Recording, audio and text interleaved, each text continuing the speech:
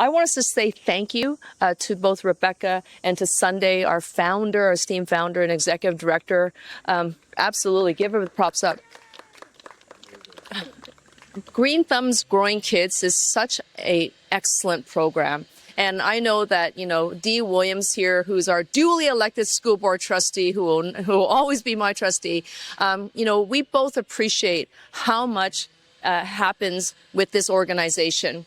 Between the volunteer capacity of the board, and Megan, thank you for your participation here, the volunteers, the fact that you've actually taken underutilized land and turned it into something beautiful and meaningful for the community is a real gift.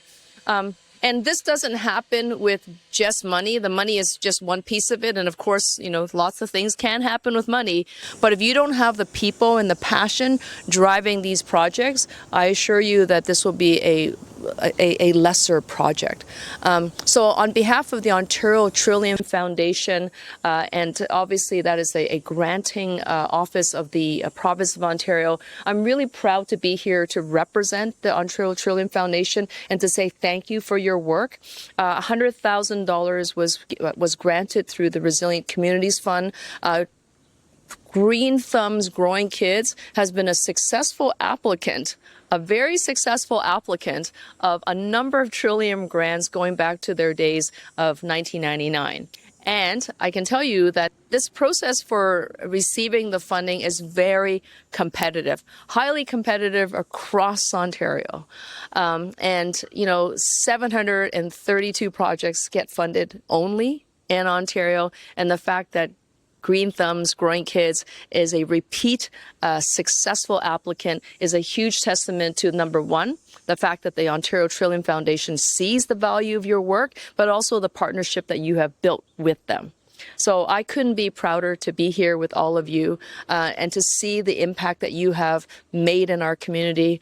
It's an extra bonus that I happen to be an alumni of Spruce Court Public School. Wow. This was my very first school. My family emigrated here in the 70s. We lived in Regent Park, and Mom would walk me here as a little person. And to think about how this school has transformed with the community partnerships that are here is really deeply meaningful on a whole different level. So thank you for all that you do, each and every single one of you, including our BIA coordinator from Cabbagetown. I know that this is a huge community lift. 4 community gardens, including a very large project that's expanded east of the river at Eastdale Collegiate. That is worthy of note because I know that the yield and the harvest is going to not just feed kids, but educate kids.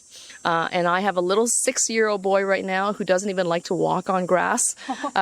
And I have to admit, it was similar to myself. I was really reluctant about getting into nature, but watching you help make those connections in a fun and educational way, like, boy, I wish that this program existed when I was a student here, because I would imagine that the adaptation and the learnings of sort of embracing life in Ontario, which is so big and vast, it would have accelerated and made it a lot easier and faster. So now I'm learning at the same time that my 6-year-old is learning, and there's things that he'll be able to teach me because he has access to these programs. So thank you, Sunday. Thank you to Rebecca, and thank you to all of you for being here today. Thank you. Thank you so much. You bet.